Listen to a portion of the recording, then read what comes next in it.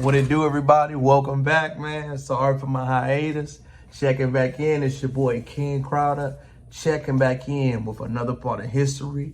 Right now, I'm kind of transitioning forward, going over little parts of U.S. history that we do not know about, that is very intricate, that we should take a deep dive into. Today's lesson will be about the Reconstruction era. Reconstruction is kind of something we kind of know about in school, but it's kind of glossed over. But one reason why I think this is truly pivotal, this is the one time when America knew that the formerly enslaved were inside of our country. And this is the one time we wanted to tap into that resource and build them up collectively. Reconstruction happened post-Civil War. The Civil War between the North and the South. I'm pretty sure everyone knows that hit part of history and part of the story. This period lasted from 1865 to 1877. What happened is that in the South, over 300 freedom towns popped up after the Civil War. Freedom towns were listed off as free black nations. Had a YouTube video focusing on that. I like you to look into it with details. Freedom towns were popped up over all this nation.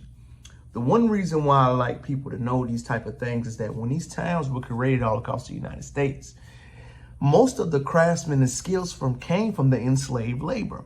So I want you to think about it. Everybody that was trained and skillfully were the blacks in the United States. So when the blacks began to get free, they began to immediately separate themselves and build themselves up. That's when you began to see bridges in the South get built. You began to see black-owned towns, banks, universities, areas where you began to see the wealth begin to increase on their own. One part of the thing that I want people to know that was really big, even in this time, was the Freedmen's Bureau. The Freedmen's Bureau was created so blacks can have a union organization so they can have a tally system for themselves. Well, around that time, there was no other documentation. So when the 1870 census came around, that's when you began to see Native blacks, Black Americans, FBAs in this country known as the U.S. began to cultivate and develop themselves. What do I mean by that? What I mean is that that's when you began to see people that were formerly enslaved create land for themselves. They began to develop different activities. They began to want to establish themselves because they were fighting soldiers in the armies. And that's when you also seen the U.S. 13th Amendment get passed.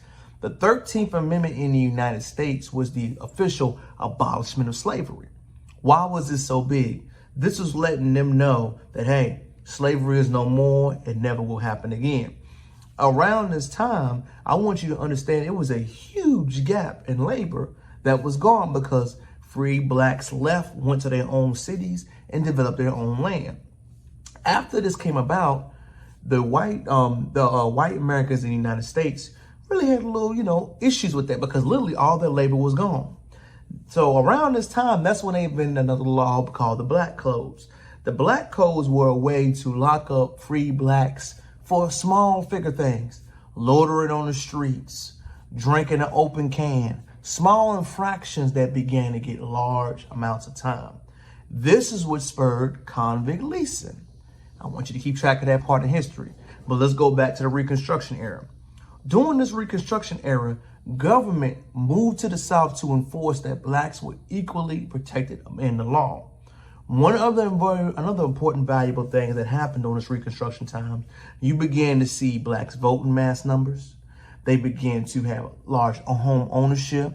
That's when you began to see their families spur up all over, and independence began to be spawned and gone. Another thing that was established quickly around this time was the 14th Amendment. Equal protection under the law occurred during this era. What else happened that the blacks began to be flourished? White resentment came about.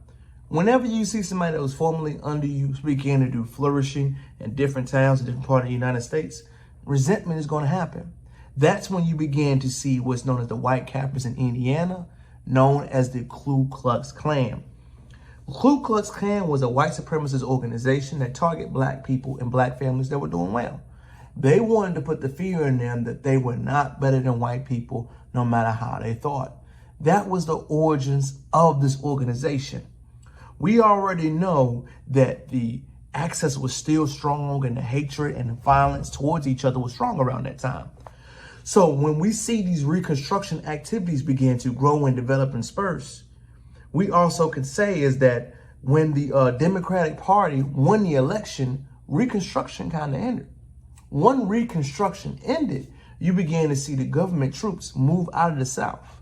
And when they began to move out of the South, you began to see President Grant refuse to send troops in the South to ensure that laws were being reciprocated by each other. And you also began to see blacks and Jim Crow era begin. The reason why this 12 to 15-year period was so pivotal, I want everyone to see the progression and to see how much was done during that short period of time. You began to see universities built by blacks. Hampton, Howard, A&M, all these universities that you began to see in the South was around this time. You began to see black communities being built all over Florida, Louisiana, Alabama. These were all known as freedom towns. Some are still existing and some are going away. But during this 13 period of Reconstruction, when you began to see the community left alone to vie for themselves, you began to see them flourishing. And constantly, we seen the internal battles within themselves. This is King Crowder checking back out, y'all, with a quick period on Reconstruction and why Reconstruction is so important and why you need to know what happened. Take away those 3 points I mentioned: the Freedmen's Bureau, the growth in numbers and activity voting, convict leasing, the beginning of it, and as well as the black codes. Like, learn, comment, subscribe to the video. Peace.